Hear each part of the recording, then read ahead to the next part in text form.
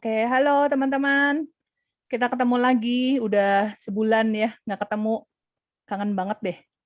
Hari ini kita berkumpul lagi di Biskom, kita mau ngobrolin lagi soal parenting, eee, supaya apa ya, berkesinambungan ya sama yang, bulan kemarin ya, eee, tentang bulan kemarin kan kita bahas masalah, gadget ya.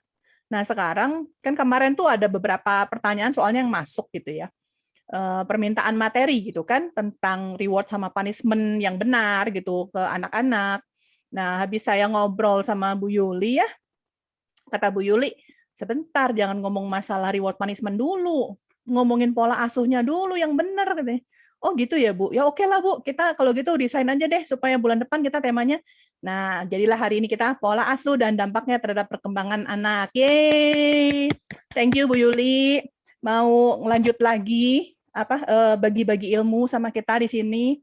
Nah, sebelum kita mulai teman-teman, boleh minta tolong, karena di sini kita kan gabungan ya antara Bandung sama Jakarta. Kalau boleh, di-rename ya namanya. Jadi kalau yang dari Bandung, BDG spasi nama, kalau yang dari Jakarta juga sama, JKT spasi nama. Nah, nanti supaya kalau misalnya, waktunya, keburu, kita mau ke breakout room supaya bisa diskusi, internal kota masing-masing ya. Jadi kalau misalnya yang Bandung nanti bareng-bareng sama yang Bandung, nanti yang Jakarta, bareng-bareng bisa ngobrol juga di antara teman-teman yang di Jakarta. Oke, kayaknya masih ada yang belum ya? Nanti sambil berjalan ya teman-teman ya.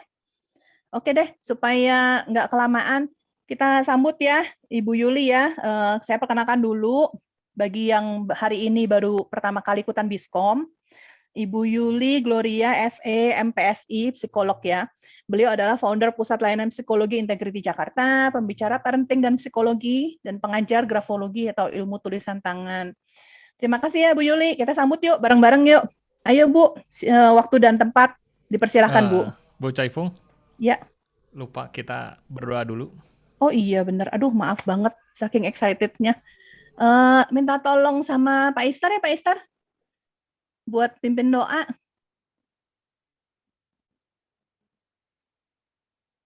Bisa di-open, oke. Ya, oke. Ya, thank you Bu Caifung. Ya, kita siapkan hati kita berdoa. Terima kasih Tuhan, pada malam hari ini kami bersyukur karena Engkau hadirkan Ibu Yuli untuk bersama-sama dengan kami kembali mengisi untuk setiap kerinduan-kerinduan kami sebagai orang tua untuk semakin mengenal pola asuh yang benar, bagaimana untuk kami bisa memberikan yang terbaik buat titipan yang Engkau berikan kepada kami Tuhan. Kiranya pada malam hari ini semakin Engkau bekali kami untuk kami bisa mendampingi anak-anak yang kami kasih dalam keluarga kami dengan baik, dan kami menjadi orang tua yang seturut dengan Engkau, dan kami menjadi orang tua juga yang seturut dengan gambaran-Mu, dan kami percaya pada malam hari ini kami akan dipenuhi dengan pengalaman-pengalaman baru, sehingga kami pun dapat bertumbuh sesuai dengan kehendak-Mu. Terima kasih Tuhan, Engkau sudah siapkan acara yang sangat menarik ini Tuhan, acara yang kami tunggu, dan untuk membekali kami semuanya, kiranya Engkau berkati dari setiap awal sampai akhir nanti, sehingga acara ini semakin menjadi berkat buat kami semua. Terima kasih Tuhan, kami berdoa dan kami bersyukur. Haleluya. Amin.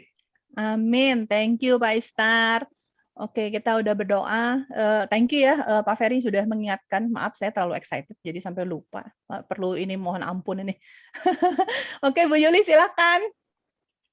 Ya, selamat malam Bapak Ibu semua. Terima kasih untuk kesempatannya pada malam hari ini. Kembali kita bertemu lagi ya. Meskipun ini acara Biskom, mungkin orang bertanya-tanya ya, kok ini KBC DPC Bandung sudah 2 kali nih mengadakannya tentang anak-anak dan anak. Nah, seperti yang sudah kita pelajari juga di KBC, salah satunya adalah bagaimana kita harus mengembangkan harta keluarga.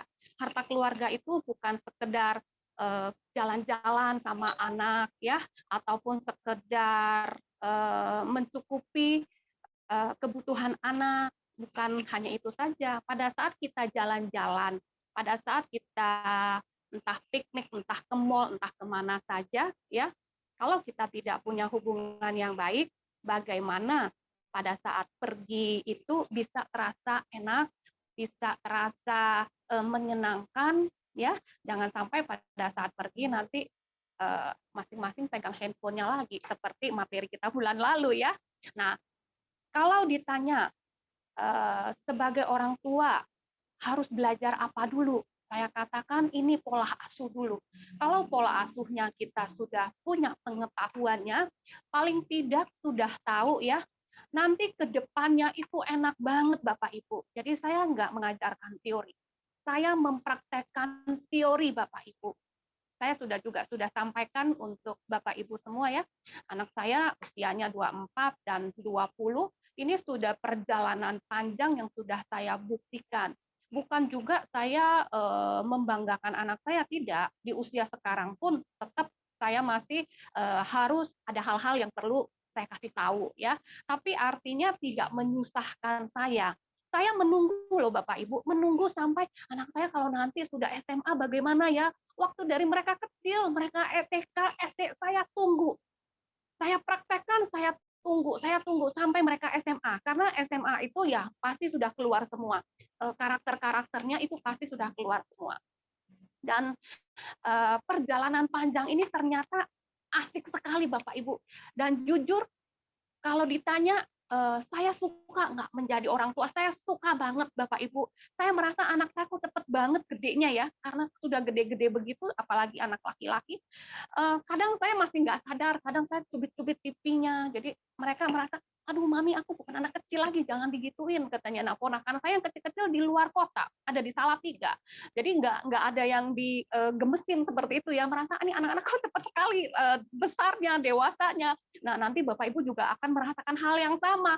Jadi kalau saat ini punya anak usia TK atau SD merasa, aduh pekerjaan saya tiap hari harus menemani belajar dari pagi sampai malam, rasanya kok nggak berhenti-berhenti rewelnya, nggak berhenti-berhenti bikin sibuk orang tua, nggak berhenti-berhenti bikin, rasanya capek banget gitu, ya. Tapi rasanya Bapak Ibu itu kalau dirasakan ini sebagai beban, tapi kalau dijalani, dinikmati itu enak banget dan nggak terasa tiba-tiba anak-anaknya sudah besar semua. Dan besarnya itu menyenangkan Bapak Ibu. Besarnya bukan memberi beban buat orang tua, tidak. Besarnya benar-benar menyenangkan, ya. Nah, malam hari ini kita mau belajar.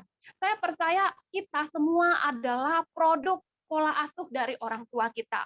Meskipun orang tua kita dulu belum tahu ilmunya, mereka belajar mengasuh kita berdasarkan apa? Pasti berdasarkan bagaimana mereka dulu juga diasuh oleh kakek nenek kita, ya. Sehingga mungkin Bapak Ibu banyak mendengar orang mengatakan, orang dulu nggak pakai pola asuh, anaknya semua sukses tuh, anaknya 6, anaknya 8, bahkan ada yang 10 kan, ya Bapak Ibu, ya. Kenapa orang sekarang yang anaknya cuma 2, repotnya luar biasa. Perlu belajar parenting banyak sekali, dan itu membuat banyak orang tua juga yang tidak mau belajar Bapak Ibu. Bahkan untuk mendengar saja mereka merasa, saya sudah bisa kok mendidik anak saya.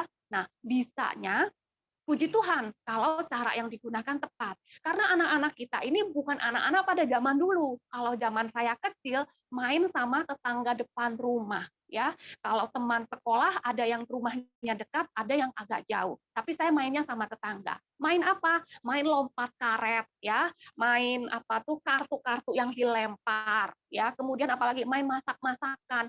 Nonton TV jarang. Waktu itu masih televisi hitam putih dan ada jamnya. Biasanya jam-jam 4 atau jam 5 baru ada kartun.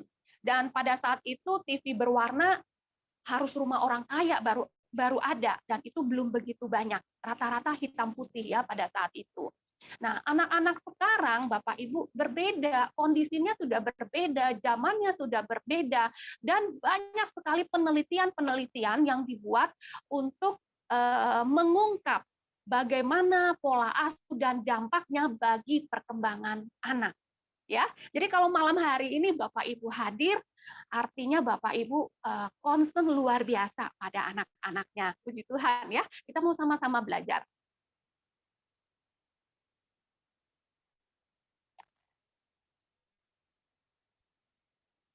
Faktor faktor yang mempengaruhi perkembangan anak itu apa saja ya?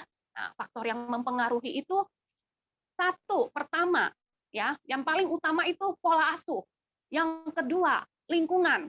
Lingkungan artinya siapa teman-teman anak-anak kita.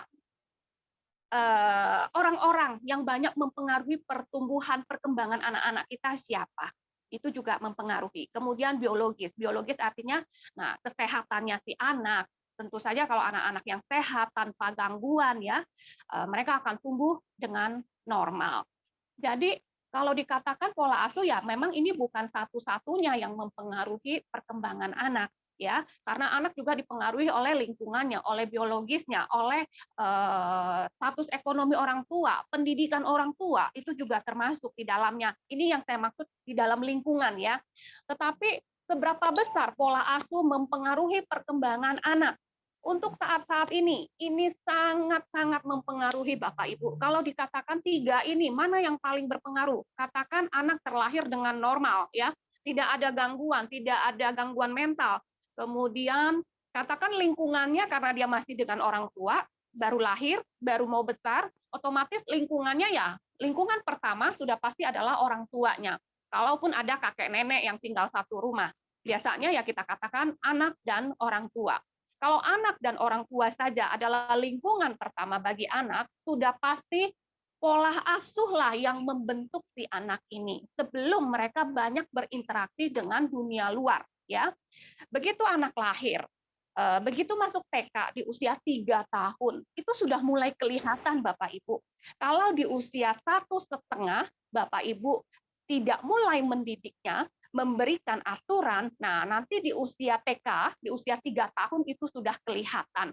Kalau di usia 3 tahun sampai 5 tahun ini juga tidak katakan tidak diperbaiki ataupun tidak diberikan penanganan, nanti di SD ini lebih susah lagi Bapak Ibu. Kalau di SMP ya jangan cerita lagi, sudah pasti susah sekali nanti diperbaikinya ya. Pengalaman saya sehari-hari ya menghadapi anak-anak, menangani anak-anak dan orang tua. Jadi kalau untuk pola asuh, melihat seorang anak saja, nanti setelah materi ini, Bapak Ibu lihat ya, bukan kita untuk judging anak lain, dengan melihat seorang anak, Bapak Ibu akan tahu bagaimana anak tersebut dibesarkan. Ya, nanti juga kita akan introspeksi diri kita. Mengapa saya bisa seperti itu? Pasti juga dipengaruhi oleh pola asuh yang saya dapatkan dari orang tua saya. Ya, nah 3 hal ini, pola asuh, lingkungan, dan biologis, inilah yang mempengaruhi perkembangan anak. Perkembangan anak maksudnya apa? Dari mulai dia lahir, dia TK, SD, SMP, sampai kita bicara dewasa, Bapak Ibu. Ya. Nah, pertama kalinya parenting style ini dikenalkan oleh seorang psikolog ya yang bernama Diana Baumrind. Itu dikenalkan sekitar tahun 67. Itu mengapa kalau orang-orang dulu ya mengatakan dulu kita nggak pernah belajar parenting, tapi buktinya anak-anak kita bisa sukses, anak-anak kita bisa berhasil. Dan anak-anak dulu katanya tidak senakal anak sekarang, Bapak Ibu. Padahal mereka nggak belajar parenting ya. Nah, karena ternyata parenting style itu baru dikenalkan di tahun 67. Nah, di dalam parenting style ini, menurut Diana Baumrind, adanya parenting control, ya. Mereka orang tua harus mengontrol, membimbing dan mendampingi anak untuk menyelesaikan tugas-tugas perkembangan menuju proses pendewasaan. Jadi tugas orang tua ya mengontrol, membimbing, mendampingi. Nanti kita akan belajar mengontrol yang seperti apa ya. Over control itu juga tidak bagus Bapak Ibu. Tidak dikontrol itu juga tidak bagus ya. Jadi kalau nanti Bapak Ibu ditanya buat apa sih belajar parenting itu? Ngapain dulu-dulu juga enggak. Nah, mungkin ini bisa menjadi satu acuan Bapak Ibu bisa menyampaikan ya iya, baru dikenalkan tahun 67 ya kan? Nah, kalau di zaman saya orang tua saya juga belum belajar, tapi pada saat saya menjadi orang tua, saya sudah belajar bagaimana parenting style. Karena kalau di Fakultas Psikologi ini pasti belajar sampai ngelotok ya. Meskipun belum menikah, tapi semua mahasiswa harus hafal sampai mentok sementok-mentoknya ya. Oke. Berikutnya, nah ini jenis-jenis pola asuh. Meskipun mungkin Bapak Ibu mendengar di luar banyak sekali pola asuh yang beredar, tetapi kalau kita di psikologi yang dikenalkan adalah 3 saja. Nanti dari 3 ini bisa dikembangkan nggak? Bisa. Tapi intinya berasal dari 3 jenis pola asuh tersebut ya. Yang pertama pola asuh otoriter yang disebut authoritarian. Yang kedua pola asuh demokratis atau autoritatif. Dan yang ketiga pola asuh permisif. Kenapa sih repot banget pakai pola asuh? Ya sudahlah, sesuai gaya kita saja. Ya mungkin ada juga orang tua yang berpikir seperti itu. Nah kita lihat, jangan-jangan gaya Bapak Ibu itu memang sudah bagus, sudah cocok, nggak apa-apa Bapak Ibu. Meskipun sebelumnya belum belajar, nggak apa-apa ya. Kita mau sama-sama lihat lagi. Pola asuh otoriter itu seperti apa ya? Nah, pola asuh otoriter itu orang tuanya diktator. Bapak Ibu pasti tahu ya diktator itu seperti apa. Kalau sudah ngomong A, harus dijalankan A. Nggak bisa jadi B. Nggak boleh pakai excuse. Semua sudah ditentukan, harus dilakukan. Orang tua selalu benar dan menuntut. Ya, menuntut ini biasanya kamu harus mandi, kamu harus makan, kamu harus tidur. Nilai kamu harus dapat 7 minimal ya. 7 masih mending ya, tidak dibilang 10, tapi artinya dalam banyak hal orang tua banyak sekali menuntut. Orang tua bersifat kasar. Nah, kasarnya ini bisa kasar verbal, teriak-teriak ya. Kalau ngomelin anak tuh teriak-teriak. Sampai bukan teriak, ngomel. Bisa juga menyindir, bisa juga ya kasarlah kata-katanya ya, menghina itu juga bisa dirasakan anak sebagai sebuah penghinaan. Kemudian orang tua yang bersikap kasar itu bisa sangat mudah sekali meningkat menjadi memberikan hukuman kepada anak. Ketika orang tua marah, emosinya semakin meningkat, apalagi anak tidak melakukan ya atau anak menjawab. Nah, orang tua tinggal entah itu menjewer kupingnya, mencubit tangan, mencubit kaki, bahkan memukul ya. Jadi orang tua otoriter ada yang memukul, ada yang hanya kata-kata, kekerasan verbal saja, ada juga kekerasan verbal plus fisik. Kalau yang sudah melakukan kekerasan fisik, biasanya juga melakukan kekerasan verbal dulu ya. Kemudian selalu menggunakan hukuman. Jadi kalau anak berbuat salah, pasti kena hukuman. Mereka orang-orang tua yang menggunakan pola asuh otoriter menganggap bahwa hukuman membuat anak menjadi jerah, membuat anak menjadi kapok. Tapi nyatanya tidak kapok. Dilakukan lagi berulang-ulang ya. Anak tidak bebas berpendapat. Kalaupun orang tua membuat sebuah keputusan apapun, biasanya mereka nggak bertanya pada anak. Kalau anak bertanya, Mami kenapa harus begitu? Papi kenapa ini harus begini? Kenapa kita harus pergi liburan di gunung, bukan di pantai? Nah, orang tua akan mengatakan, pokoknya kamu ikut saja, nggak usah banyak nanya.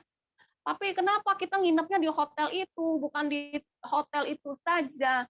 Kalau kamu mau ikut-ikut saja, nggak usah banyak tanya. Biasanya orang tua otoriter seperti itu ya. Kemudian, nah mereka juga tidak segan mempermalukan anak. Mempermalukan anaknya bagaimana? Di rumah biasanya ya. Jadi cara orang tua mempermalukan anak misalnya seperti ini. Punya adik atau dia punya kakak ya, atau hanya punya adik saja atau hanya punya kakak saja, orang tua ngomongnya pelan-pelan Bapak Ibu, mereka nggak teriak, mereka juga nggak pukul, tapi cara mempermalukannya adalah mereka mengatakannya dengan pelan, tapi intonasinya tuh mengena sekali. Misalnya seperti ini, kamu tahu nggak umur kamu sudah berapa? Ya, kamu tahu kalau nilai ulangan kamu seperti ini, kamu bisa nggak naik kelas, kamu bakal jadi tukang becak. Nah, itu banyak sekali saya dengar kata-kata orang tua yang seperti, mungkin bukan tukang becak. Dikatakan, kamu akan seperti itu. Ditunjukin pengemis yang di pinggir jalan, Bapak Ibu. Ini terjadi pada klien saya belum lama ya, 3 bulan yang lalu. anaknya SMA kelas 2 naik ke kelas 3, naik ke kelas 12, Bapak Ibu. Dari kecil orang tuanya selalu mengatakan seperti itu. Maksudnya supaya anaknya rajin belajar sebenarnya. Tapi orang tua selalu menekankan, kalau kamu nilai ulangannya jelek seperti ini, kamu bakal seperti itu. Ditunjukin pengemis, kalau enggak orang yang sapu di tengah jalan. Tuh teman kamu kayak begitu tuh. Selalu seperti itu kalau di perjalanan di dalam mobil. Tuh teman kamu tuh bakal kamu sama tuh sama kayak dia. Nah, ya, itu namanya mempermalukan anak. Anak merasa malu apalagi kalau ada kakaknya, apalagi kalau ada adiknya pada saat menyampaikan atau pada saat memberitahu anak, sebenarnya maksud orang tua apa? Kalau kamu nilainya jelek, kalau kamu nggak mau belajar, nanti kamu seperti itu tuh. Kamu mau seperti itu. Sebenarnya orang tua maksudnya seperti itu ya. Nah, tapi anak merasa dia dipermalukan. Banyak lagi lah cara-cara lain yang orang tua nggak pakai marah, nggak pakai pukul, tetapi apa yang disampaikan, apa yang dikatakan, apa yang dilakukan itu sangat mempermalukan anak. Kemudian karena selalu membuat keputusan, orang tua membuatnya sendiri, akhirnya komunikasinya cuma mandi, makan. Kamu mau lakukan tidak? Ya, nanti anak mengatakan, "Mami, aku masih ngerjain ini dulu sebentar, belum selesai. Mami nggak mau tahu." Nah, biasanya seperti itu, sehingga anak nggak bisa menyampaikan, atau misalnya pun ulangannya dapat jelek ya. Orang tua tidak melihat soalnya, apakah ini sesuai nggak yang dipelajari. Ketika anak mengatakan, "Ini nggak ada, Mi, jawabannya di buku, kita belum belajar," mamanya nggak tahu. Kenapa kamu nggak banyak belajar? Nggak mungkin guru kasih soal sebelum anak-anaknya paham. Jadi orang tuanya lebih banyak berargumentasi, ya. Nah, komunikasinya selalu satu arah. Semua perintah harus dijalankan tanpa negosiasi. Nggak ada yang namanya nego. Karena satu arah, semua instruksi harus dilakukan. Nah, jadi kalau misalnya Bapak Ibu kita banyak menggunakan pola asuh otoriter ini, mandi, makan, stop main, semua kan kita katakan sudah satu arah saja, akhirnya anak-anak ini tidak akan melakukan sebelum orang tuanya bersuara, Bapak Ibu. Sebelum ada kata mandi, itu anak gak bakal mandi. Sebelum ada, pokoknya mendengar suara orang tuanya, anak-anak tidak akan melakukan. Karena sudah terbiasa, selalu satu arah. Kalau orang tuanya belum bersuara, berarti belum waktunya. Anak-anak berpikirnya seperti itu. Banyak aturan tanpa penjelasan. Kenapa sih kita cuma boleh main 1 jam? Kenapa sih kita nggak boleh buka YouTube? Nah, mamanya cuma pesen, kamu boleh main HP, tapi tidak boleh buka YouTube. Nah, tidak diberi penjelasan. Kenapa? Jangan banyak tanya. Kalau mama lihat kamu buka YouTube, itu handphone akan mama ambil. Nah, semua hal, semua aturan tanpa dijelaskan mengapa, ya. Menggunakan rasa takut untuk mengontrol ini masih banyak banget terjadi. Kalau anaknya nakal, anaknya rewel, nanti papi titipkan di kantor polisi. Nanti mama taruh di panti asuhan. Nah, biasanya nih banyak sekali kantor polisi sama panti asuhan. Ini paling banyak untuk menakuti anak, ya. Akhirnya anak tidak berani. Waduh, nanti kalau taruh di kantor polisi, kesan image-nya anak coba, ya. Kantor polisi itu takut sama polisi. Polisi suka menangkap penjahat, ya. Jadi mereka merasa dirinya takut nanti kalau ditangkap. Kemudian panti asuhan, di situ tidak ada mama, di situ tidak ada papa, kamu sendirian katanya. Nah, anak-anak takut. Orang tua menggunakan rasa takut ini untuk mengontrol. Atau bahkan di perjalanan, ya, anak rewel berantem di mobil sama kakaknya atau adiknya. Orang tua mengatakan, kamu turun kalau masih mau berantem. Ini sering banget Bapak Ibu, kamu turun kalau mau berantem. Papanya tiba-tiba berhentikan mobilnya. Kalian turun kalau masih mau berantem. Itu biasanya anaknya langsung takut disuruh turun, ya. Nah, ini lebih kurangnya pola asuh otoriter ini seperti ini, ya. Kemudian kita lihat, nah, dampaknya apa kalau kita melakukan pola asuh otoriter? Anak menjadi penakut. Karena apa? Orang tua kan selalu kan mengatakan, nanti mama titip kamu di panti asuhan. Nanti papa kasih ke polisi, taruh di kantor polisi. Semua anak dia ditakut-takuti. Nanti kamu jadi seperti pengemis, menjadi seperti tukang becak, semua, ya. Nah, anak-anak jadi takut. Kemudian karena di rumah orang tua anak terbiasa melihat orang tua menggunakan otoritasnya, anak-anak di sekolah juga bisa mencontoh dan mereka membuli temannya. Buat anak, mereka tuh senang bisa melakukan lebih kurang walaupun tidak sama sebenarnya ya seperti orang tuanya. Apa yang orang tua katakan kepada mereka, mereka juga bisa melakukan kepada teman-temannya. Mungkin case-nya berbeda, tapi caranya itu sama dengan cara orang tua memperlakukan si anak tersebut, ya. Kemudian, nah, kalau ada kasus anak-anak pembuli di sekolah, biasanya pola asuh otoriter dari keluarga itu pasti sangat menonjol, Bapak Ibu. Sudah tidak perlu terlalu jauh menggali ya, kenapa dia suka membuli. Tidak, ini pasti dia dapat kekerasan di rumah. Kekerasan nggak mesti harus fisik ya, Bapak Ibu ya. Kekerasan juga bisa verbal. Nah, itu biasanya seperti itu. Perilaku agresif. Anak-anak yang mendapat kekerasan di rumah, ini sudah hasil penelitian. Di luar rumah, berarti di sekolah ya, di lingkungan tempat bermain, itu mereka juga sangat mudah memukul temannya, lempar barang, ya. Kemudian kekerasan verbal juga, agresif verbal juga bisa. Jadi kalau ada masalah dengan teman, mereka bisa ngata-ngatain sampai kata-katanya tajam, ya, kata-kata kotor itu juga bisa keluar. Bahkan dia bisa pukul temannya, dia lempar barang, itu juga bisa seperti itu. Perilaku agresifnya tuh kelihatan sekali. Kemudian bosi, suruh-suruh temennya, ya, beliin ini, beliin itu, ambilin ini, ambilin itu. Padahal kalau di rumah ini anak paling sering diomelin, ya. Pembangkang ini bisa terjadi pada saat dia SMP, dia remaja. Kalau dulu dia merasa tidak berdaya untuk melawan orang tua. Ketika orang tua nakutin, mau masukin ke kamar gelap, mau masukin ke toilet ya, atau pokoknya pisah dengan orang tuanya, anak nggak bisa berontak. Tapi ketika dia sudah remaja, badannya sudah lebih besar, ya kekuatannya rasanya sudah lebih besar juga, mereka mudah membangkang, sangat membangkang. Mereka nggak mau lagi. Ketika orang tua mengatakan, kalau kamu tidak senang, kamu keluar saja, mereka akan keluar. Dan ini banyak terjadi, Bapak Ibu. Jadi kita jangan menggunakan kata-kata, kalau kamu tidak suka, kamu silahkan pergi, kamu silahkan keluar. Jangan. Anak-anak remaja, ya, kalau dia masih kelas 5 SD lah ya, katakan, dia tidak akan berani keluar. Orang tua mengatakan itu, anak menjadi takut. Saya mau kemana? Apalagi kalau sudah malam ya. Nanti saya tidurnya di mana? Saya sekolah bagaimana? Itu di dalam pikiran anak-anak. Tapi kalau sudah SMP, Bapak Ibu, kalau kita mengatakan itu mereka bisa pergi. Apalagi anak SMA, sudah pasti pergi Bapak Ibu. Ya. Orang tua mengatakan A, mereka maunya B. Orang tua mengatakan B, mereka maunya C. Pokoknya nggak ada ketemunya tuh sama orang tuanya. Jadi orang tua tambah kesel nggak? Tambah kesel. Ini anak kenapa sih?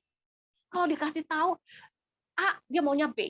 Nggak pernah ada titik temunya. Kemudian, nah insecure ini bisa dirasakan ya. Mungkin orang tua mungkin nggak begitu berasa, tapi orang-orang terdekatnya, misalnya kayak temannya. Bahkan ini bisa sampai besar, Bapak Ibu, pada saat dia menjalin hubungan. Katakan dia pacaran ya, anak-anak kita pacaran ini, insecure-nya bisa terasa nggak Bapak Ibu? Bisa, menjadi posesif. Menjadi posesif, ini juga bisa. Dan kalau pada saat dia masih SMP, pada saat dia masih SMA, kalau dia mendengar suara-suara ada orang bicaranya kencang, ada orang-orang kayak seperti berantem, ya, rasa takutnya itu bisa muncul, Bapak Ibu. Rasa cemasnya itu bisa muncul. Dan insecure ini nanti bentuknya itu bisa macam-macam, ya. Pada saat dia remaja, pada saat dia dewasa, bahkan pada saat nanti berumah tangga. Biasanya orang-orang yang insecure ini konsep dirinya rendah, harga dirinya juga rendah, percaya dirinya juga rendah. Ini akibat dari insecurity-nya, ya. Dan mereka juga bisa pendiam karena apa? Sering banget dikritik oleh orang tua, sering banget diomelin, rasanya nggak ada yang bagus dalam dirinya. Akhirnya anak ini berani nggak di sekolah, di dalam pergaulannya? Enggak, nanti dia dikritik juga, dia takut, nanti diomelin juga. Ya sudah, dia diam saja, ya. Nah, keterampilan sosial buruk. Kenapa? Yaitu nanti satu, kalau dia sebagai anak pembuli, pasti dia sudah tidak disukai. Kalau dia memiliki perilaku agresif, dia juga pasti tidak disukai. Bosi juga tidak disukai. Bagaimana dia bisa punya keterampilan sosial yang baik? Semua orang tidak suka sama dia. ya. Kalau dia bukan pembuli, katakan dia juga tidak agresif, dia tidak bossy, tapi dia pendiam. Nah, dia takut untuk make friends dulu dengan orang lain, dia nggak berani. Keterampilan sosialnya juga akan buruk. Dia juga sulit mengambil keputusan karena selama ini semua mama papa yang sodorkan. Kamu pilih ini saja, kamu ambil ini saja. Semua orang tua yang instruksikan, sehingga buat dia ketika diharuskan mengambil keputusan, dia bingung. Ini gimana cara mengambil keputusan? Kalau punya masalah, gimana menghandlenya? Karena selama ini semua diambil alih oleh papa, diambil alih oleh mama. Ya, nah ini harga diri anak tadi saya sudah sebutkan ya. Tingkat stres tinggi. Ini anak-anak cemas banget kalau orang tuanya benar-benar menerapkan pola asuh yang otoriter, ya. Terus bagusnya apa dong kalau begitu pola asuh otoriter? Menurut penelitian, pola asuh otoriter kalau dijalankan oleh orang Eropa, Amerika itu sangat negatif hasilnya. Tetapi kalau dijalankan oleh orang Cina, Amerika, campuran ya, Cina, Amerika, ini hasilnya jadi positif, Bapak Ibu. Kenapa bisa seperti itu ya? Bedanya Amerika Eropa dan Cina Amerika apa? Nah, pola asuh otoriter ini baik digunakan jika anak-anak masih kecil, Bapak Ibu, TK, ya. Anak TK belum sudah pasti kita nggak bisa bertanya, kamu mau makan ayam goreng atau makan sop? Ini pasti semua anak pilih ayam goreng dan tidak mau sup. Sementara harus bervariasi. Kamu mau sup atau mau sayur, ya? Paling supnya dia pilih saja atau dia ambil kuahnya saja. Yang lainnya dia tidak mau makan. Kamu mau belajar atau tidur, pasti dia pilih tidur, Bapak Ibu. Kalau anak masih kecil, kita tidak bisa dengan pola asuh yang lain. Ini pasti kita harus membuat polanya dulu. Kita mau mendidik anak ini dengan disiplin dulu. Nah, disiplinnya bagaimana? Tentu saja orang tua memberikan aturan, ya, ada rule-nya. Nah, tapi nanti kita akan belajar lagi yang lain ya. Jadi kalau Bapak Ibu menganggap otoriter bagus nggak ya, memang ada bagusnya juga. Adalah ketika Bapak Ibu menerapkan anak-anak masih kecil, masih TK, ya. Hanya saja kekerasan verbal, hal-hal yang kasar, kekerasan fisik itu jangan dilakukan Bapak Ibu, ya. Kita lihat dulu yang lain ya. Nah, ini yang kedua, pola asuh demokratis ya. Ada aturan dalam keluarga, tetap ada aturannya. Orang tua memahami kondisi anak. Ketika melihat anak kok kayaknya lesu banget ya, dia belum bisa mengerjakan tugasnya di jam 3. Dia selesai sekolah jam 1 ya. Jam 3 dia bilang, "Mama, aku belum kerjain tugas dulu ya, kepalaku pusing, aku mau tidur dulu." Si mama memberikan. Mamanya tidak ngomel, "Kamu jam 3 nggak kerjakan nanti nggak selesai." Enggak. Mama tidak seperti itu. Oke, mama lihat badannya nggak enak. Ya udah dikasih obat dulu atau vitamin dulu, kemudian suruh tidur dulu ya. Jadi nggak usah pikirin tugasnya dulu, nggak apa-apa, kamu tidur saja. Mama bisa mengatakan seperti itu.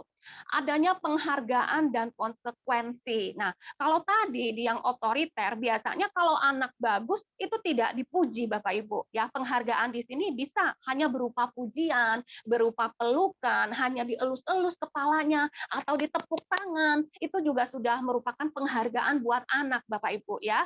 Dan ada konsekuensinya. Bukan berarti hanya dihargai, dipuji, tapi juga tetap ada konsekuensinya. Konsekuensinya tidak berupa hukuman fisik, Bapak Ibu. Konsekuensinya biasanya dibicarakan dulu, ya. Kemudian melibatkan anak dalam mengambil keputusan. Orang tua menjelaskan alasan pada setiap rule. Nah, ini prakteknya pada saat bulan lalu saya jelaskan ya, kenapa anak saya diizinkan bermain 2 jam. Kenapa pada hari tertentu, kenapa pada jam tertentu. Ini saya jelaskan ya. Jadi setiap ada aturan di dalam keluarga, wajib jelaskan kepada anak-anaknya dulu. Kenapa? Alasannya apa di balik aturan tersebut? Ada komunikasi 2 arah ya. Anak boleh berpendapat. Ini kalau yang pola asuh demokratis. Kemudian dampaknya apa kalau kita menjalankan pola asuh demokratis? Nah, anak-anak menjadi komunikatif, mama papanya juga komunikatif. Anak-anak mengerti aturan. Karena sudah dikasih tahu, aturan ini tujuannya untuk ini. Anak-anak juga menjadi mudah bekerja sama, menghormati orang tuanya. Anak-anak jadi percaya diri, karena sering selalu dilibatkan ya. Menurut kamu gimana? Kamu punya ide apa? Nah, anak-anak juga jadi disiplin karena adanya aturan itu. Nah, kalau misalnya tadi yang otoriter. Anak-anaknya memang disiplin Bapak Ibu, karena kan dikontrol banget kan, waktunya, jamnya, apa yang harus dilakukan, anaknya juga disiplin, tapi percaya dirinya tidak ada yang di otoriter.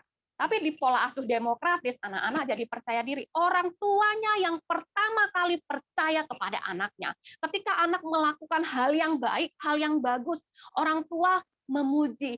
Wow, hebat. Mungkin kalau masih anak-anak masih kecil, orang tua, oh hebat. Tapi kalau dia sudah SD, dia sudah SMP, katakan, apakah penghargaan itu masih dilanjutkan, diberikan? Ya, saya katakan. Ya, meskipun ada juga pola asuh yang tidak memberikan penghargaan buat anak, karena mereka mengatakan nanti anak tergantung pada penghargaan. Tidak ada penghargaan, nanti anak tidak melakukan lagi. Saya kira penghargaan itu tidak harus berbentuk hadiah, Bapak Ibu ya.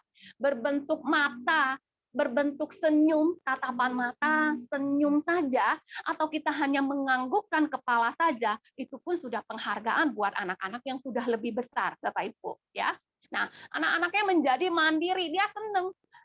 Dia mengatakan, Mami, aku mau mengerjakan ini dulu ya, baru mandi. Kata maminya, ya, tapi jangan terlalu malam ya. Kenapa nggak boleh mandi terlalu malam? Nah, orang tuanya juga jelaskan. Akhirnya anaknya ngerti, oke, nggak apa-apa. Hari ini aku jam 5 nggak mandi, tapi aku nggak lewat dari jam 7, karena aku sedang mengerjakan ini. Dan orang tuanya membolehkan, karena itu tidak setiap hari. Ya, mungkin pada saat itu ada tugas yang benar-benar tinggal sedikit lagi, sehingga bergeser dari jam 5, dari jam mandi yang biasanya. Yang ketiga, pola asuh permisif. Ya, orang tua sebenarnya sayang, dia hangat juga di sini, ya. Atau ada juga yang acuh terhadap anak. Jadi yang di pola asuh permisif ada yang memang orang tuanya sayang, hangat banget sama anaknya, ya. Tapi ada juga yang acuh sama anaknya. Tidak ada aturan. Paling orang tua cuma kasih tahu, besok kamu ulangan apa? Bahasa. Kamu sudah belajar? Sudah, Ma. Ya, mamanya tidak ngecek lagi. Mamanya percaya, ya terserah dialah. Tadi juga kayaknya dia sudah belajar, tapi mamanya nggak ngecek. Benar nggak itu tadi belajar ya? Kemudian, kalaupun dapat ulangan jelek nilainya, atau misalkan melakukan sesuatu atau apapun lah ya, nah nggak ada konsekuensinya sama sekali. Semua terserah anak. Anak bebas melakukan sesuai kehendak hatinya. Bapak Ibu mungkin berpikir ya, mana ada orang tua seperti itu. Nyatanya juga banyak Bapak Ibu ya yang seperti ini. Karena begitu sayangnya sama anak. Dapat anak ini lama banget ya. Sudah melalui bayi tabung, sudah nunggu sekian tahun, mana mukanya cakep, mana mukanya ganteng. Kalau anak berbuat salah rasanya, aduh kasihan deh dia masih kecil. Selalu alasannya masih kecil ya. Jadi rasa sayang yang berlebihan membuat orang tua tidak tega memberikan konsekuensinya. Semua ya terserah anaknya saja. Bebas anaknya mau tidur siang, mau tidur dulu atau malam, atau tidak tidur, atau mau main HP, paling orang tuanya cuma bilang, lama banget mainnya, iya nih nanggung nih, ya anaknya tetap main, ya sudah orang tua biarkan saja, ya biarin deh, besok juga nggak ada ulangan, ya biasanya orang tua seperti itu.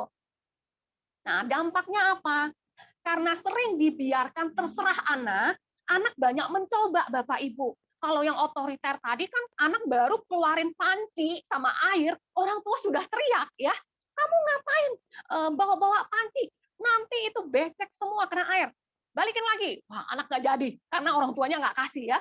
Tapi orang tua yang pola asuh permisif, dia lihat anaknya bawa ember, main air, nggak apa-apa, anaknya lagi bereksperimen. Akhirnya anak ini tumbuh bagaimana? Dia kreatif, banyak mencoba ya. Tetapi mereka juga kurang hormat pada otoritas. Orang tua paling di mulut saja bilang jangan, Mereka nego, nggak apa-apa deh Ma, nggak apa-apa lah Pak, nggak apa-apa ya, langsung melakukan ya. Akhirnya karena sering seperti itu, nanti ketika orang tua benar-benar tidak memberikan, biasanya anak ini marah, melawan, ya, kurang hormat pada otoritas, kurang disiplin karena boleh belajar, boleh tidak, boleh main HP, boleh juga tidak, terserah anak. Akhirnya tidak ada disiplin, nggak ada jam belajarnya, ya, jam tidurnya juga terserah anak kok, ya, jadi nggak ada disiplinnya. Kemudian kurang tanggung jawab sudah pasti, karena kalau Mama mengatakan, kamu tolong dong beresin dulu ruangannya, nanti deh mah, aku capek. Nah, akhirnya dikerjakan nggak? Nggak ada, nggak dikerjakan. Tanggung jawabnya kurang, ya. Jangankan tanggung jawab yang pekerjaan rumah, mungkin tanggung jawab terhadap pelajarannya sendiri juga kurang kan? Dia kurang belajar, kurang berlatih, PR juga banyak ketinggalan. Mudah marah jika keinginan tidak dituruti, karena sudah terbiasa dia minta apapun orang tua memberikan, sehingga marah kalau tidak dituruti. Sulit diatur karena semua kan terserah dia. Ketika mau diatur, mau disuruh tidur lebih cepat, nggak bisa. Ada saja alasannya, ya. Nah, karena juga dibiarkan mau sekolah atau tidak, mau belajar atau tidak, daya juangnya bagaimana? Daya juangnya pasti lemah, ya. Kalau anak dibiarkan, terserah dia belajar atau tidak, pasti anak memilih tidak belajar, Bapak Ibu. Karena belajar kan nggak enak, kan? Nah, 3 jenis pola asuh beserta dengan dampaknya. Nah, apapun yang kita pakai, kita gunakan di dalam mendidik, membesarkan anak-anak kita ini, ada 5 hal yang kadang menjadi kesalahan kita sebagai orang tua. Anak terlalu dimanja, ya, tadi sudah ya, yang terlalu dimanja, yang dipermisif ya, terlalu dilindungi, dilindunginya seperti apa? Nah, saya ingin cerita, anak saya yang kedua, pada saat dia SD, itu paling sering ketinggalan, ada aja ketinggalannya, entah baju olahraga, ya, kadang bajunya bawa, celananya tidak bawa. Kemudian buku gambar, karena tasnya lebih kecil dari buku gambar. Jadi malam kalau sudah dibereskan, dia taruh di samping tasnya, sudah siap. Tapi pada saat pagi yang diambil adalah tasnya, buku gambarnya ketinggalan, Bapak Ibu, ya. Botol air. Nah, itu biasanya tuh baju olahraga, botol air, dan buku gambar. Atau pianika, ada saja ketinggalannya. Nah, saya mengatakan kepada, waktu itu masih ada suami saya ya, saya katakan, jangan dianterin. Suami saya mau anterin ke sekolah, karena sekolahnya tidak terlalu jauh ya, mau dianterin. Saya bilang, jangan. Kalau nanti kita anterin, besok-besok dia nggak belajar. Dia nggak belajar sesuatu dari apa yang dia buat. Kemudian suami saya mengatakan, nanti dia kena hukum nih, kena hukum gurunya nggak bawa baju olahraga, nggak bawa pianika. Saya bilang, nggak apa-apa. Hukuman itu nggak membuat dia menjadi cedera kok. Saya percaya guru-guru di sekolahnya tidak melakukan itu. Suami saya kayaknya agak gelisah ya, agak gelisah tapi tidak melakukan juga. Cuman saya melihat dari bahasa tubuhnya dia agak gelisah. Saya bilang jangan. Kalau sekali kita lakukan, besok-besok pasti masih banyak yang ketinggalan. Saya bilang waktu itu kelas 3 SD ya. Nah, benar nggak dapat hukuman? Benar, Bapak Ibu, anak saya dapat hukuman. Nah, pada saat itu hukumannya adalah menulis ayat, menulis firman, ya, berapa 100 kali, misalnya dari ayat Amsal gitu ya, 100 kali. Capek nggak Bapak Ibu? Capek ya. Tapi saya tega, saya membiarkan saja. Kalau enggak, dia pasti besok-besok masih banyak yang ketinggalan dan bisa telepon dari depan sekolah atau dia pinjam handphonenya penjaga sekolah, ya. Jadi kayak office boy di sekolah dia bisa pinjam. Mami, pianikaku ketinggalan, tolong anterin dong, suruh Mbak, ya, suruh si supir anterin. Saya bilang enggak. Kalau sudah ketinggalan, Mami nggak mau anterin. Dan benar-benar papinya juga nggak anterin, ya. Nah, anak-anak belajar apa? Sejak itu, ya, durasinya semakin berkurang. Tetap ketinggalannya, bukan nggak ketinggalan, ya, tetap. Tapi durasinya berkurang. Dulu seminggu bisa 1 kali dia ketinggalan. Nah, sekarang dia sebulan 1 kali. Terus berkurang di kelas 5, kelas 6 itu berkurang, Bapak Ibu. Nah, kita jadi orang tua juga nggak segala sesuatu harus dilindungi ya anak, supaya dia nggak diomelin, supaya dia nggak dapat hukuman dari sekolah, enggak. Biarkan saja. Dari situ juga anak-anak belajar, Bapak Ibu, ya. Dan tidak terlalu dibebaskan. Nggak apa namanya, anaknya nggak mau tidak tega ngomelin anak, ngomel, marah itu sebenarnya boleh Bapak Ibu, caranya saja ya. Ngomelnya itu ngomel-ngomel atau kita kasih tahu dia, terlalu dibebaskan. Dia main handphone sampai malam, kemudian dia tidur juga sampai malam, siang dia tidak makan karena ya terserah dia mau makan atau tidak. Nah, ini sering terjadi ya di dalam keluarga-keluarga. Kemudian atau anaknya sering dikritik. Dia pakai baju putih. Kamu kok selalu pakai baju putih sih? Mamanya ambilkan baju. Anaknya sudah kelas 6. Ada yang sudah SMP. Setiap pakai baju kayaknya ada saja kritik mamanya. Yang kekecilan, yang kebesaran, yang tidak cocok, tidak sesuai. Atau misalnya dia sedang menulis pun tulisan terlalu besar, terlalu kecil. Memang kasat mata itu kelihatan Bapak Ibu. Tapi cara menyampaikannya jangan sampai menjadi kritik buat si anak. Ya. Nah, kalau sudah sering orang tua lakukan ini, biasanya anak apa-apa dia nggak mau cerita ke orang tuanya, jangan kelihatan. Atau dia banyak bertanya, ya. Atau dia sengaja mengambil hati orang tuanya. Misalnya dia mau pakai baju tadi, Mami baju yang bagus yang mana? Dia jadi sulit untuk memutuskan. Itu baru baju saja loh Bapak Ibu, belum hal-hal yang lain. Karena apa?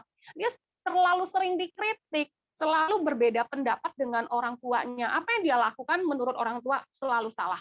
Mulai dari sepatu, dari celana, pakaian, belum lagi hal-hal yang lain, Bapak Ibu. Ya. Kemudian orang tua tertutup terhadap topik sensitif. Biasanya anak TK dia bisa bertanya ya. Ini biasanya masalah-masalah seksual. Anak-anak mulai bertanya. Biasanya orang tua mengatakan, kamu masih kecil, belum waktunya bertanya. Nanti sudah lebih besar lagi. Ngapain sih kamu tanya-tanya begitu? Padahal orang tuanya mungkin nggak tahu cara menjawabnya ya, Bapak Ibu ya.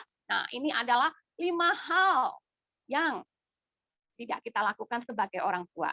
Ya, semua orang tua pasti sayang sama anak ya, tapi tidak sampai memanjakan, tidak sampai terlalu dilindungi ya. Tidak terlalu dibebaskan, atau sering dikritik, atau tertutup terhadap topik sensitif.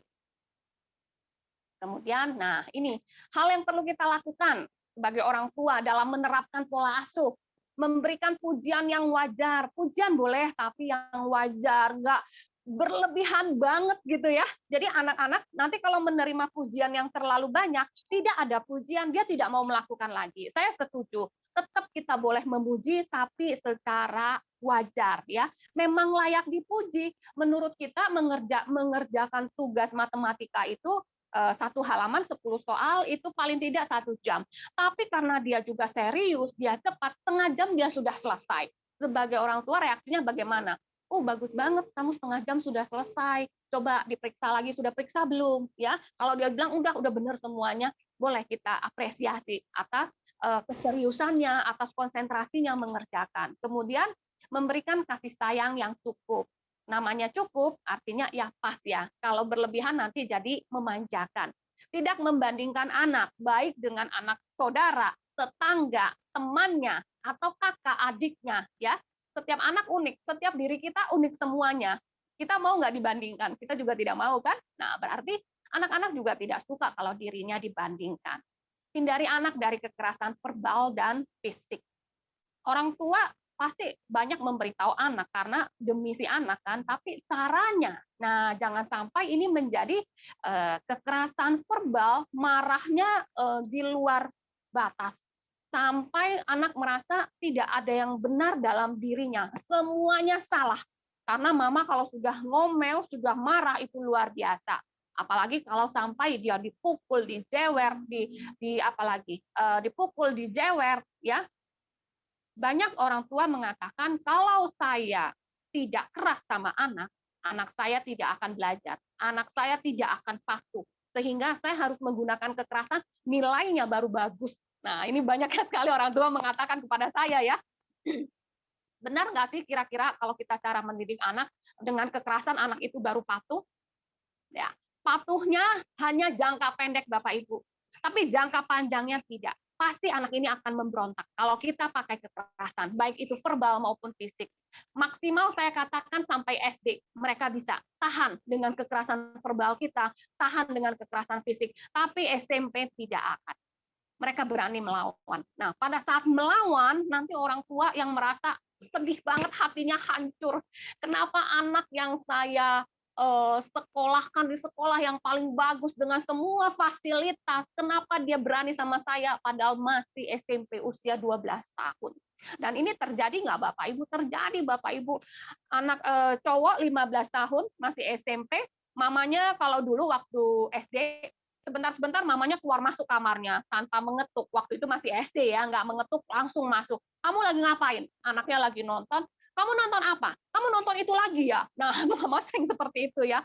Ketika sudah SMP, usia 15, SMP kelas 3 kalau tidak salah ya, dia dorong mamanya keluar. Mamanya jatuh, Bapak Ibu, di sininya lebam, kena pintu. Nah, mamanya berdiri, mau pukul anaknya karena didorong kan. Anaknya mengatakan apa? Pukul, pukul, memberikan badannya. Pukul aja. Ini kan yang selalu mama lakukan. Jawabnya seperti itu. Ini kan yang selalu mama lakukan. Mama bisanya cuma pukul, pukul. Mama pukul nggak? Berani nggak? Pada saat itu mungkin mamanya mikir, ini anak saya pukul atau tidak ya? Kalau saya pukul, ini jadi urusan. Tiba-tiba papa datang. Langsung dipukul sama papa pipinya. Anak ini berani nantang? Berani.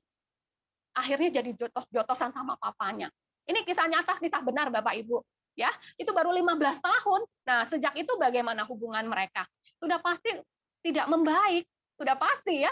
Nah, mendukung minat dan kreativitas anak, melatih tanggung jawab. Nah, kita tahu bahwa setiap anak-anak kita unik, diberikan Tuhan, mereka punya minat tersendiri yang berbeda dengan orang tuanya. Jadi kalau orang tua, anak mau bermain sedikit, jangan panas, jangan kotor, ya. Apalagi biasanya orang tua, kata orang tua, ini kan saya demi mereka, nanti kepleset karena main air, kena kepala, wah banyak sekali. Akhirnya ini nggak boleh, itu nggak boleh, anak-anak nggak pernah mencoba, ya. Berbeda dengan anak yang banyak mencoba, tapi orang tua dampingin. Betul, kalau anak ini kepleset, kena kepala. Tapi orang tuanya sudah ada di sampingnya. Biar saja anak yang melakukan. Orang tua hanya memantau dari samping. Di mana tingkat bahayanya, di mana kira-kira mungkin nanti kecerobohan anak. Orang tua sudah bisa prediksi. Orang tua memantau, melihat, mendampingi, ya, sehingga anak-anak bertambah kreatifnya, melatih tanggung jawabnya juga, aktif menjalin komunikasi dua arah. Nah, kalau kita melakukan ke-6 ini, ya, lebih kurang 6 ini, percaya Bapak Ibu, mendidik anak, membesarkan anak menjadi sesuatu yang menyenangkan. Waktunya cepat berlalu. Waktu anak saya baru lahir, saya sudah terpikir, kalau nanti mereka sudah bisa jalan, saya jemput pulang dari sekolah, terus saya ajak dia beli es krim, rasanya menyenangkan sekali. Itu pada saat baru lahir, Bapak Ibu, saya sudah berpikir seperti itu. Nah, kemudian tiba-tiba nggak terasa, dia sudah sekolah, ya. Terus saya berpikir lagi, dia sudah TK, kalau kemana-mana dia bisa ngikut saya tanpa berlari-lari. Kalau TK kan masih lari-lari tuh, masih perlu kita jaga ya. Kalau saya ajak dia kemana-mana, nemenin saya, dia bisa duduk tenang, itu kayaknya enak banget ya, saya bisa belanja bareng. Nggak terasa itu pun sudah dilalui, itu pun sudah terjadi. Dan memang menyenangkan ya. Kemudian saya berpikir lagi, kalau nanti anak saya sudah lebih besar lagi, saya ngomong, saya punya masalah apa, bisa bercerita, dia bisa menanggapi, rasanya enak ya. Nah, itu pun terjadi lagi tanpa terasa, Bapak Ibu. Berarti apa? Kalau kita jangan pikirkan, aduh ini kok ini anak susah diatur, ini anak kok rewel banget, ini anak kok ini itu akan lama dan kita rasanya capek Bapak Ibu. Yang ada emosi yang keluar ya. Nah, tapi kalau kita melihat menjadi orang tua tuh menyenangkan sekali. Ini tugas yang Tuhan berikan dan saya meresponnya dengan luar biasa exciting-nya. Itu cepat dan nggak terasa, anak-anak rasanya menyenangkan. Banyak hari-hari di mana rasanya tersenyum ya sama mereka, bisa tertawa juga. Saya memang marahnya nggak bisa yang marah-marah gitu, nggak bisa, memang nggak bisa ya. Tetapi ketika saya ingin marah nih padahal ya, anak-anak membuat muka yang lucu-lucu begitu. Akhirnya saya nggak jadi marah, saya tahan luar biasa supaya jangan ketawa. Kalau ketawa kan anak-anak jadi nggak merasa itu satu kesalahan. Bagaimana saya memberitahu kan? Tapi ya satu dua kesempatan saya sempat tertawa juga. Tapi setelah itu tidak, saya tetap harus membereskan.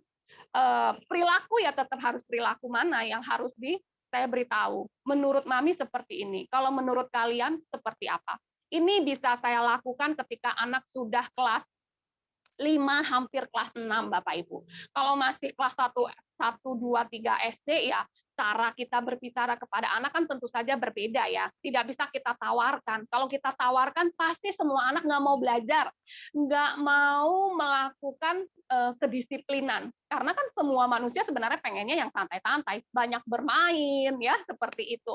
Kalau anak sudah kelas 5, kelas 6, khususnya sudah menjelang remaja, ini harus mulai kita longgarkan, Bapak Ibu.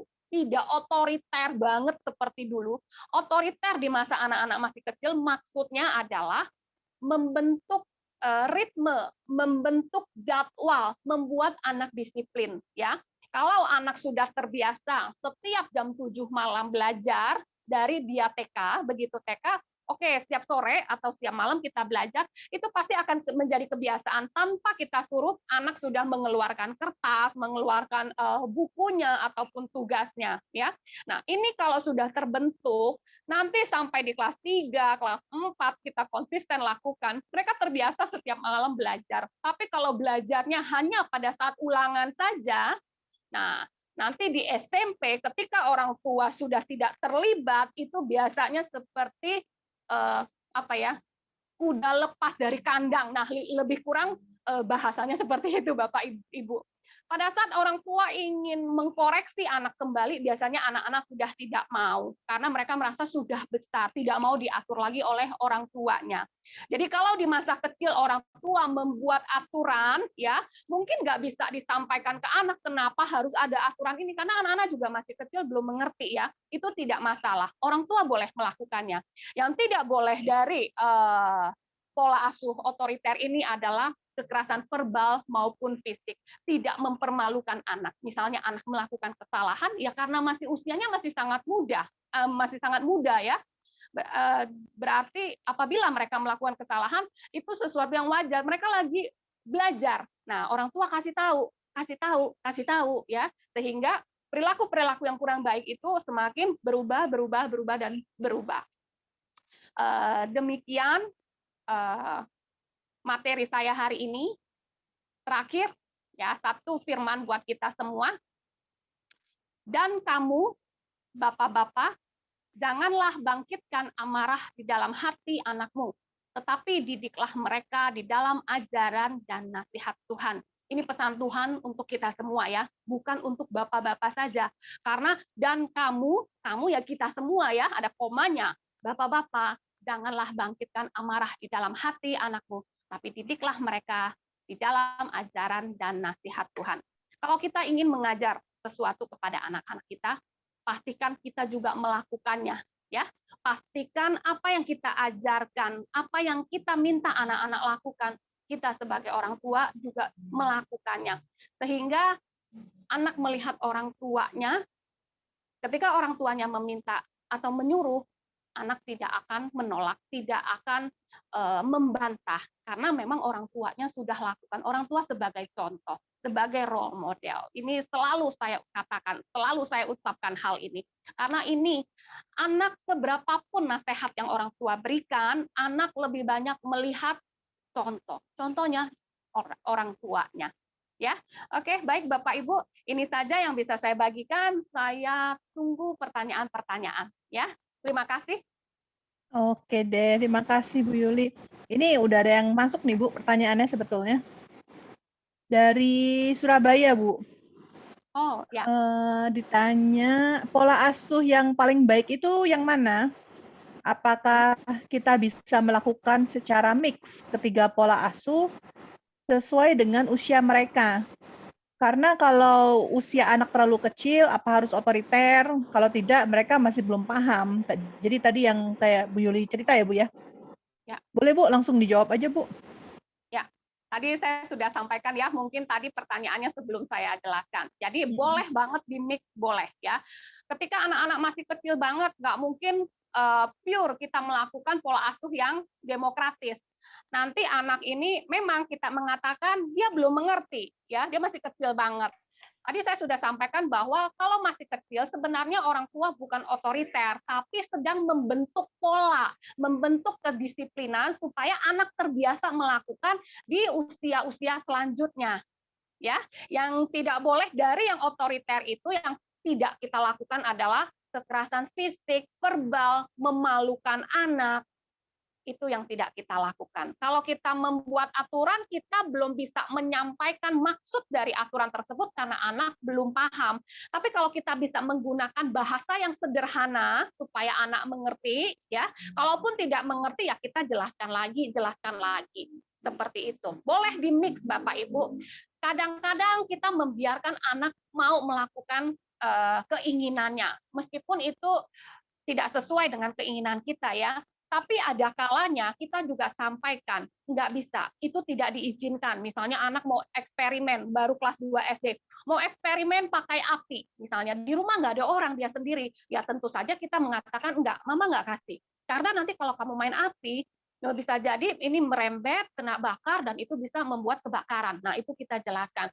Ada hal-hal memang yang setelah diskusi itu anak juga nggak mengerti, bisa Bapak Ibu, dibutuhkan kesabaran. Kadang-kadang karena orang tua sudah capek, orang tua juga punya masalah pribadi, orang tua jadi malas menjelaskan panjang lebar, sehingga yang keluar adalah marah, yang keluar adalah nggak boleh, nggak usah nanya, pokoknya nggak boleh, ya. Padahal di lain kesempatan, mungkin pada saat mamanya atau papanya enak, mereka bisa enak menjelaskan, ya. Di mix nggak apa-apa, Bapak Ibu. Intinya itu saja, jangan sampai kita melakukan kesalahan ya. Nah, terlalu dimanja, terlalu dilindungi, kemudian sering dikritik. Nah, yang penting yang kesalahan itu coba kita tidak melakukan ya. Kalaupun melakukan, ya mulai kurangi. Seperti itu, Bu. Oke. Ke pertanyaan berikutnya, Bu, dari Bandung. Kita ada 3 anak dengan range umur berbeda, 13, 12, dan 7 tahun. Kadang saat mendidik anak yang umur 12, 13, suka kelepasan dengan pola asuh untuk anak umur 7. Dan juga sebaliknya. Gimana triknya supaya nggak kebawa pola asuh yang tidak sesuai, Bu? Oke, Bu, silakan, Bu. Ya, betul. Jadi orang tua itu kayak jadi pemain sinetron ya Bapak Ibu ya, harus bisa memerankan pada saat menghadapi yang remaja, menghadapi yang tengah, dan menghadapi yang kecil. Seringkali ini jadi kecampur-campur, menghadapi yang kecil dilakukan menghadapi yang besar ya. Mestinya yang menghadapi yang besar ini dilakukan kepada yang kecil. Ini memang betul Bu. Bukan ibu saja, saya yakin ya ibu-ibu lain yang kalau punya anak lebih dari 2 sering kecampur-campur. Nah, kalau ibunya sibuk, biasanya kecampur-campur ini jadinya normal. Namanya juga lagi sibuk, dia belum menyetel nih ya, belum menyetel kepalanya, oh ini anaknya umur berapa nih? Ini anak yang remaja nih, ini anak yang kecil. Seringkali memang kecampur. Nah, supaya ibunya tidak terlalu sibuk, ketika anak meminta sesuatu, merengek-rengek, nah ibunya tenang dulu. Setelah tenang, baru bisa menyadari ini yang saya hadapi nih anak yang keberapa ini. Oh, kalau dia masih yang kecil, oh nggak bisa. Dia mau minta ini, enggak, saya nggak boleh. Saya tidak membolehkan. Kalau sekali saya bolehkan, nanti seterusnya dia akan minta. Nah, tenang dulu, Bu. Jadi setiap kali, biasanya karena anak merengek, karena anak meminta sesuatu, atau anak melakukan sesuatu yang menurut orang tua mungkin itu salah atau kurang tepat, ya. Tenang dulu, ambil nafas dulu mungkin ya, kemudian baru berpikir, ini anak yang usia berapa. Kalau semuanya dilakukan dengan cepat, sudah pasti bisa salah penerapannya. Oke. Nah, terus kalau udah sampai keceplosan salah, terus harus gimana, Bu? Keceplosan salah, contoh keceplosannya apa, Bu? Contoh keceplosannya. Ya, maksudnya apa, waktu ketemu sama anak yang umur, yang remaja gitu ya, kan 12, 13 mah udah pra remaja ya. Tapi udah gitu kita, oh iya, baru marah-marah sama yang kecil gitu, terus keceplosan. Anak yang remaja nanya, terus ya itu kayak tadi Bu Yuli bilang ya, waduh ini settingnya belum berubah gitu. Terus tiba-tiba udah keburu menanggapi dengan cara menanggapi seperti yang kecil gitu. Nah itu gimana tuh kalau udah, maksudnya kita tarik balik gitu atau gimana, Bu? Ya. Maaf, Mami salah. Mami pikir tadi menghadapi si Dede misalnya ya, atau sebutin nama anaknya. Kalau untuk usia kamu nggak bisa seperti itu. Kan kemarin Mami sudah bilang. Nah, kalau kita menggunakan tipe yang demokratis. Demokratis itu kan semuanya dia bicarakan sama anak.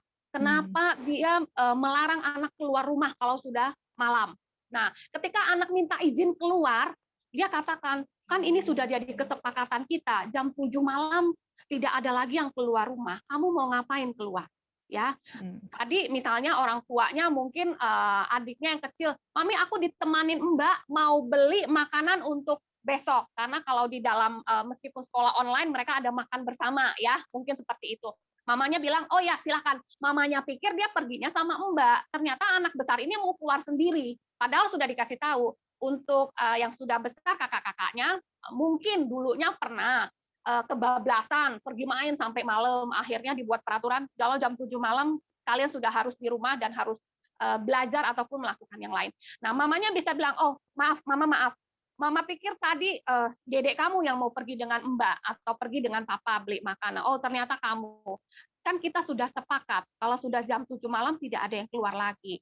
Ya, kamu mau keluar ngapain? Nah, tanya. Kalau memang alasannya tepat ataupun kita berpikir, oh ya nggak apa-apa juga ya. Kan orang tuanya fleksibel dan mendengarkan anak, memahami anak juga kalau dia demokratis kan. Nah, akhirnya dia izinkan. Betul, dan saya sendiri juga bisa, Bu. Saya sendiri, anak saya kan bedanya sekitar 5 tahun ya, hampir 5 tahun. Kadang apa yang sudah saya izinkan ke kakaknya, nah adiknya protes. Kenapa koko boleh, saya enggak? Nah, seringkali kan seperti itu ya. Betul. Nah, biasanya saya jelaskan lagi. Nanti kalau kamu di usia koko, mami juga izinkan. Dengan pertimbangan apa kokonya diberikan. Nah, itu saya jelaskan. Anak bisa mengerti enggak? Enggak mengerti juga, Bu. Nangis, marah gitu ya. Tapi kita tetap kalau sudah rule, saya pegang rule. Saya nggak mau nanti saya kasih, nanti besok-besoknya saya yang repot. Biasanya seperti itu, Bu. Jadi mesti konsisten ya kalau sama aturan yang udah dikasih ya. Ya, Oke. betul. Ada pertanyaan lagi dari Purwokerto atau Purwakarta ini. Malam Bu Yuli mau tanya, anak saya usia 2,5 tahun laki-laki. Namanya anak-anak pasti ada sekali waktu dia melakukan hal-hal yang nggak pas atau nggak baik, atau yang bikin kita jengkel. Konsekuensi seperti apa yang tepat dan cocok untuk anak di bawah 5 tahun yang mudah dimengerti sama anak, supaya dia tidak melakukan hal itu lagi dan anak tidak jadi merasa terluka. Oke. Ya. Saya ambil contoh misalnya dia suka pegang stop kontak ya. Ini kan masih aktif-aktifnya. Saya ambil contoh itu. Nah, ketika biasanya orang tua sudah memberitahu, jangan deket-deket, nanti kesetrum. Anak nggak ngerti kesetrum itu seperti apa, Bapak Ibu. Sehingga dia pegang lagi, dia deketin lagi. Nah, kalau orang tua sudah pukul tangannya, katakan biasa itu refleks ya terjadi. Sebenarnya orang tua juga nggak ingin pukul, tapi refleks, saking paniknya, saking kagetnya, anak sudah memasukkan tangan ke stop kontak ya. Kemudian masa harus dipukul terus? Orang tua mungkin berpikir seperti itu ya. Bikin gambar Bapak Ibu, kasih tahu kalau orang yang kesetrum nanti seperti apa, mukanya hitam misalnya, rambutnya ya. Kemudian kasih tahu ini nanti rasanya sakit sekali, nggak bisa bermain lagi, harus ke rumah sakit, dirawat seperti itu, harus minum obat, mungkin juga dokter menyuntik ya. Nah, kasih tahu seperti itu. Sekali cukup? Enggak cukup. Kemudian sakitnya seperti apa? Bapak Ibu contoh cubit tangannya ya. Nah, sakitnya nanti kalau kesetrum, cubit kecil-kecil. Kamu rasakan ya sedikit aja ya. Nah, lakukan. Jadi menghadapi anak-anak yang 2,5 sampai 5 tahun, memang cara menghadapinya ya kita kembali seperti anak-anak ya. Kita gambar kalau kesetrum seperti ini. Karena kalau kita terbiasa semuanya dengan marah, dengan pukul, ini pasti terbiasa terus. Anak ini kalau nggak dipukul, dia nggak akan berhenti. Semua hal, bukan masalah stop kontak saja nanti. Main air biasanya, coret-coret dinding, ya, semua hal apa saja, mainannya nggak mau diberesin habis bermain. Nah, kembali lagi cara orang tua menjelaskan benar-benar seperti si anak-anak ini. Jelasin pakai gambar, kalau pakai verbal anak nggak mengerti. Beri contoh terus ya, seperti itu. Oke, makasih Bu Yuli. Ini ada pertanyaan berikutnya dari Surabaya. Kalau kita punya anak sudah diatur secara otoriter tapi tidak menurut, apa yang harus dilakukan? Padahal kalau anak tidak pernah merasa sakit atau dipukul, gimana anak bisa menurut? Ya. Kalau Bapak Ibu, tadi saya juga sudah jelaskan, kalau kita menggunakan kekerasan atau selalu memukul supaya anak ini tunduk, ya tunduknya jangka pendek bisa Bapak Ibu. Nah, yang perlu Bapak Ibu lakukan adalah, Bapak Ibu tahu nggak kenapa anak nggak bisa nurut? Barangkali dia punya keinginan yang berbeda dengan orang tua. Walaupun maksud orang tua kan baik. Orang tua otoriter itu dia menganggap apa yang saya berikan untuk anak semua demi dia, untuk kebaikan dia. Dia masih kecil, dia belum mengerti. Tapi karena orang tua sudah mengerti, orang tua meminta anak melakukan seperti itu. Nah, siapa tahu biasanya sih memang seperti itu ya Bu ya. Anak punya kehendak yang lain. Pernah nggak ibu bertanya kepada anak, kenapa kamu nggak melakukan? Kenapa kamu sulit melakukan ini atau tidak mau melakukan? Nah, coba kita tanya. Biasanya mungkin anak nggak mau cerita ya, karena dia belum punya hubungan dekat. Tapi nggak apa-apa tanya. Mama nggak mau marah, tapi mama hanya ingin tahu kenapa kamu tidak melakukan. Nah, kita mulai mengubah caranya. Apalagi anak ini kalau sudah mulai masuk masa remaja, ya nggak bisa pakai kekerasan. Nanti mama, papa yang capek, kemudian mau dipukul sampai seberapa anaknya. Coba, mau dimarahin sampai seberapa anaknya. Kalau anak sudah terbiasa dipukul, sudah terbiasa dimarahin berulang-ulang, anak juga nggak mau deket-deket sama orang tuanya, Bapak Ibu. Ya, kemudian, nah anak-anak yang dididik dengan otoriter, karena orang tuanya kan berorientasi pada hasil, pada perilaku, kedisiplinan, ketaatan. Nah, anak-anak biasanya kalau untuk nilai akademik, ya, misalnya orang tua banyak ngomel karena nilainya jelek, tapi nggak mengerti kenapa nilainya jelek. Memang dia nggak bisa matematika, nggak ada yang ngajarin juga, ya. Atau sudah diajarin, tapi mungkin gurunya nggak enak. Nah, kita pernah tanya nggak, ini kamu sudah dilesin kok masih nggak bisa juga, ya? Atau kita hanya ngomel, kamu sudah dilesin, udah habis berapa duit, ya? Masih jelek. Nah, biasanya nanti kalau nilai yang jelek, anak-anak ngumpetin.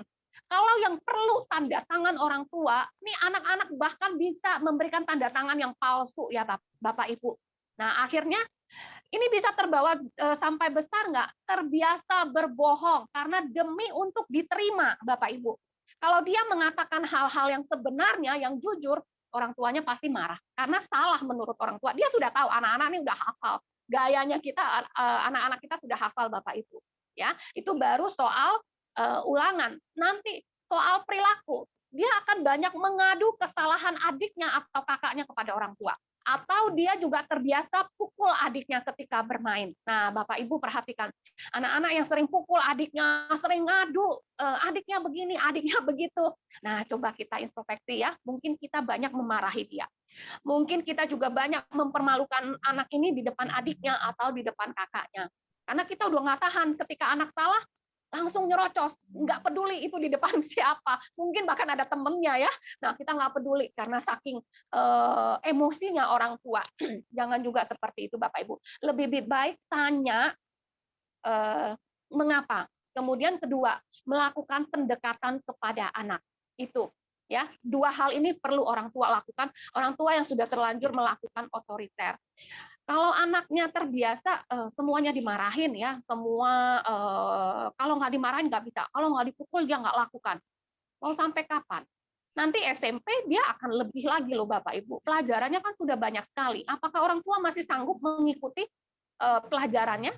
Nah, ketika tidak diikuti, ketika tidak dipukul, nilainya jeblok semua Bapak Ibu. Nanti bagaimana? Ya, pelan-pelan ubah caranya, tanya kenapa, kesulitannya apa. Yang kedua, pendekatan, ya. Kadang bukan dia nggak bisa, dia lagi punya masalah yang lain, Bapak Ibu. Mungkin juga bukan dengan orang tuanya, yang lain. Nah, kita tahu nggak sebagai orang tua? Kalau kita tahu, nah di situ kita bisa masuk. Barangkali kita bisa memberikan saran. Menurut Mama, begini, coba kamu berpikir benar nggak? Dia kan sudah besar ini, ya konteksnya dia sudah 5, kelas 6 dan ke atas. Mestinya secara kognitif dia sudah mulai mampu berpikir secara abstrak memang sejak umur 12 ya. Tapi di umur 10, 11 dia mulai bisa. Kita juga mulai mengajarkan problem solving, nggak semua hal juga orang tua yang ambil alih. Karena untuk ke depan kan mereka harus ambil keputusan sendiri. Ya, seperti itu. Oke. Satu pertanyaan terakhir ya, Bu. Bagaimana dari Jakarta, bagaimana menghadapi anak kelas 10 yang pendiam atau tertutup, Bu? Oke. Nah, Bapak Ibu tahu nggak pendiamnya ini karena orang tua di masa lalunya banyak menggunakan pola asuh yang otoriter atau anak ini sedang ada masalah. Ya, memang sejak kecilnya dia pendiam. Jadi ada 3 nih ya, masalah pendiam. Orang tua yang terlalu otoriter memang membuat anak pendiam, ya. Yang kedua, orang tuanya juga jarang bicara. Mama papanya semua jarang bicara di rumah. Anak juga jadi diam, ya.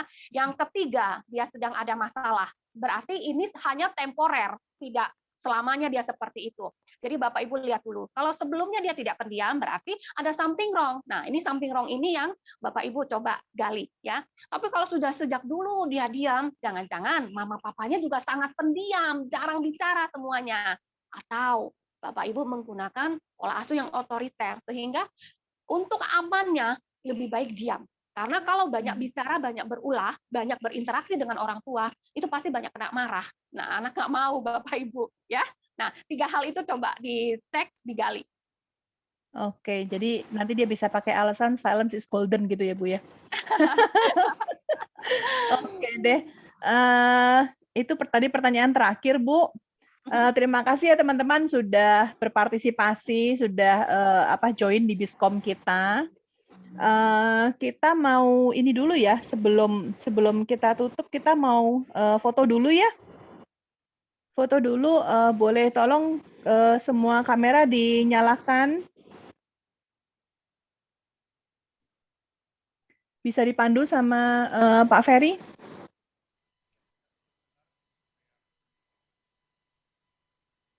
Kita tunggu pada open cam dulu ya. Iya.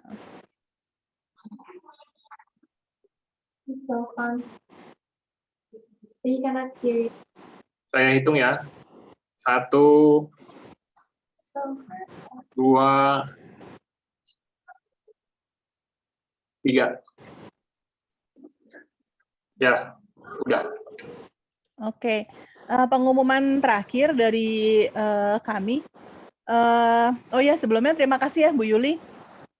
Nanti tadinya kita pengen nanya sebetulnya ya, buat ke depan, sebetulnya materi Biskom apa sih yang teman-teman semua berharap ada gitu, berharap kita adain. Kalau misal tadinya kita mau bikin polling tapi belum jadi. Kalau misalnya nggak keberatan, teman-teman boleh japri aja, bisa nggak ya? Send message aja di chat gini ke saya, sama kayak tadi waktu kasih pertanyaan, nanti sama saya direkap. Kira-kira tertarik sama materi, kan kita kalau yang udah pada tahu ya di KBC kan ada namanya 6 harta. Nah, dari 6 harta itu kira-kira teman-teman butuh materi Biskom yang harta yang mana? Nanti supaya kita boleh bantu untuk cari narasumber yang tepat ya, kayak sekarang kan kita ngomongin soal harta keluarga ya, udah 2 kali Bu Yuli bantu jadi narasumber, supaya kita punya jawaban ya tentang masalah-masalah di harta keluarga, terutama yang berhubungan dengan anak-anak. Nah, untuk yang harta yang lain, kita tunggu ya teman-teman, boleh chat langsung ke saya, kira-kira butuhnya yang mana nih, gitu ya. Terus kalau misalnya teman-teman tadi lihat di awal, join dari awal ya, kita tuh ada pasang bisa dibilang mungkin seperti memperkenalkan bisnis ya, memperkenalkan bisnis teman-teman kita sendiri di sini. Nah, itu adalah teman-teman yang memang merasa diberkati oleh adanya kegiatan di KBC. Nah, ini. Jadi kami buat teman-teman yang merasa diberkati dengan hadirnya KBC dan memang tergerak untuk mendukung kegerakan ini ya. Nah, dipersilakan berkontribusi. Itu ada nomor rekeningnya di layar. Jadi silahkan ya berpartisipasi. Nanti memang sebagai tanda terima kasih juga dari kami, kami akan memperkenalkan bisnis teman-teman semua dan akan diputar setiap kali ada Biskom. Setiap kali ada Biskom. Biskom ini kita adakan sebulan itu 2 kali sebetulnya. Jadi untuk yang umum 1 kali, yang 1 kali lagi kita gabung sama anak-anak muda di KBC. Kalau di KBC mungkin taunya alumni DTS ya, Dare to Succeed, itu kan anak-anak muda semua, anak-anak milenial. Nah, jadi sebulan 2 kali akan kita tayangkan, setiap kali ada Biskom. Nah, ini kira-kira format yang kita pakai ya. Jadi kalau misalnya untuk kontribusi 250.000, nanti boleh kirim ke kami flyer bisnisnya, kita akan pajang segini kira-kira 1/4 halaman ya. Nah, kalau misalnya dengan nominal 500.000 itu setengah halaman, dan kalau misalnya 1 juta itu 1 halaman. Ini ukuran buat flyernya udah tercantum. Nah, nanti bisa juga konfirmasi ke kami. Oh iya, ini khusus untuk alumni DTS. Jadi dikasih harga spesial ya. Siapa tahu anak-anak muda di KBC ini sedang merintis bisnis. Jadi kita kasih special price gitu ya, 1/6 halaman 100.000. Nah, nanti bisa konfirmasi ke nomor HP berikut, bisa ke sekretariat KBC Bandung, bisa juga langsung ke bendahara, ke saya, dan ke ada satu lagi Bu Weni. Dan materi promosinya bisa di email ke sekretariat bdg@kbc.or.id. Gitu ya teman-teman ya. Nanti kita kalau misalnya udah transfer nanti bisa dikasih tahu, bisa di WA ke kami ya, bukti transfernya supaya kami bisa follow up. Takutnya nanti transfer terus udah gitu lupa kan materi flyernya belum dikirim gitu. Nah kan sayang banget ya, kita kasih mau memperkenalkan usaha teman-teman semua yang ada di sini. Kalau yang misalnya memang mau berkontribusi gitu teman-teman. Ini juga ada untuk acara KBC berikutnya yang terdekat, ini ada Lead to Bless. Ini memang khusus untuk alumni Camp Sukses Jati atau yang ikut SSBL yang versi digital yang pakai Gnobi. Nah ini udah ada jadwalnya. Terus tolong nanti dicek dulu ya supaya nggak bentrok, karena sayang banget kalau misalnya sampai teman-teman pengen ikut tapi udah gitu ternyata jadwalnya bentrok semua. Ini benar-benar materinya padat banget dan kepake banget, bukan cuman kita sebagai leader ya, tapi juga buat pribadi pun kita jadi kenal apa yang namanya talenta sama karakternya kita, dan kita harus bisa tepat lah ya melaksanakan pada waktu di tempat kerjaan atau sebagai pribadi, kira-kira kita harus sebenarnya seperti apa sih, begitu ya. Terus ada juga acara camp berikutnya adalah Road to Success.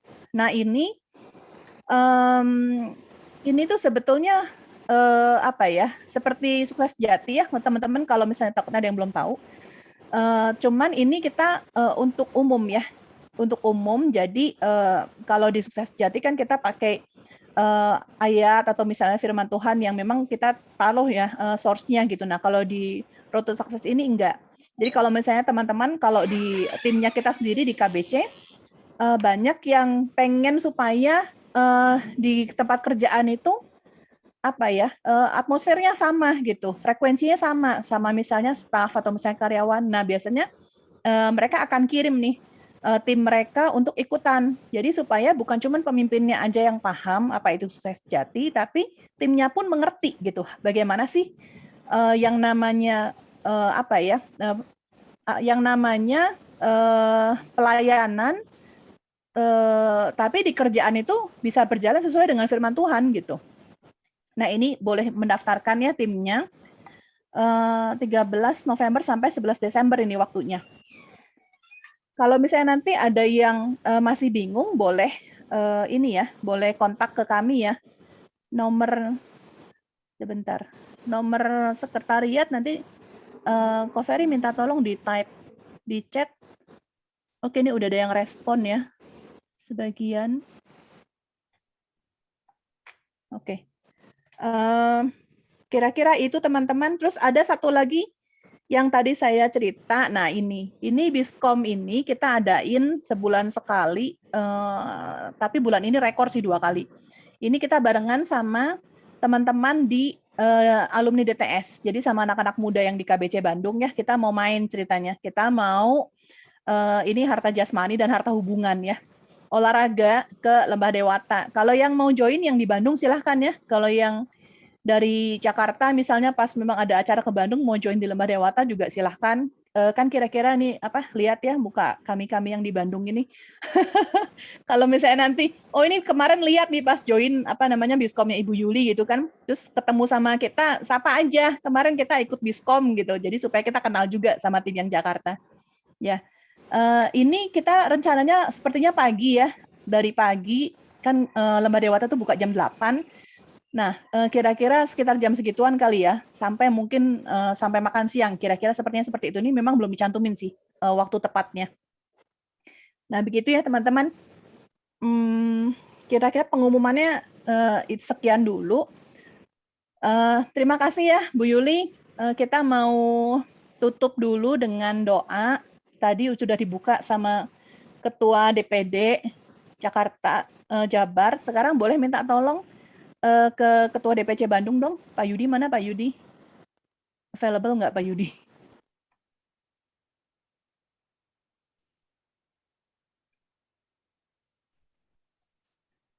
Ya, Ada ya? kita tutup acara malam hari ini. Mari kita berdoa bersama, kita satukan hati.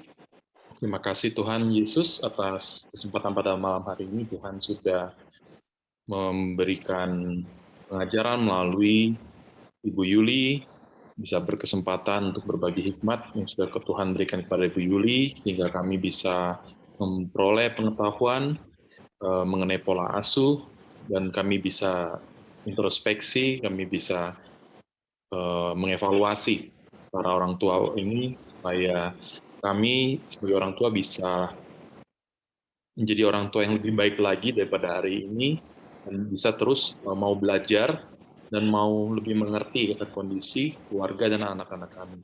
Terima kasih Tuhan atas pengetahuan yang sudah kami dapatkan pada hari ini, dan kiranya harta keluarga dari masing-masing kami semakin meningkat.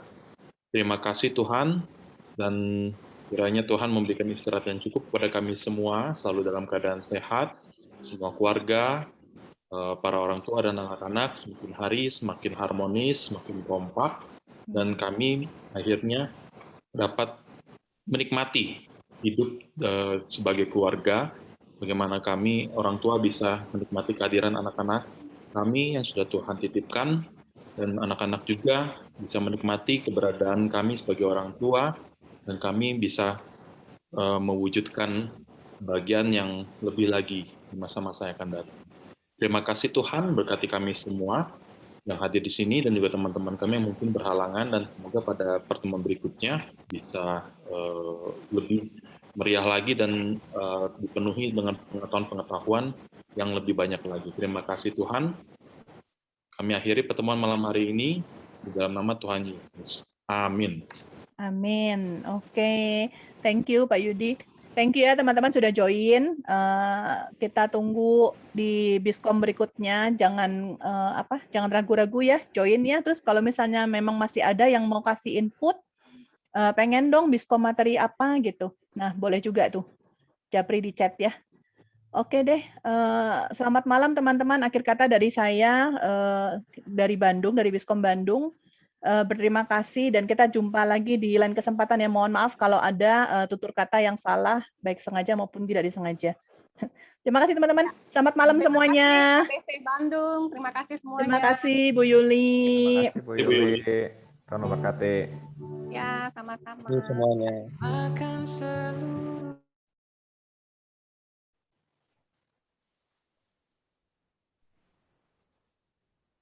Kalau disengaja ya nggak dimaafin dong, gila lu. Habis gimana ya?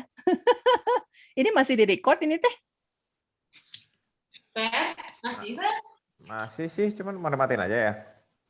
Recordingnya matiin aja.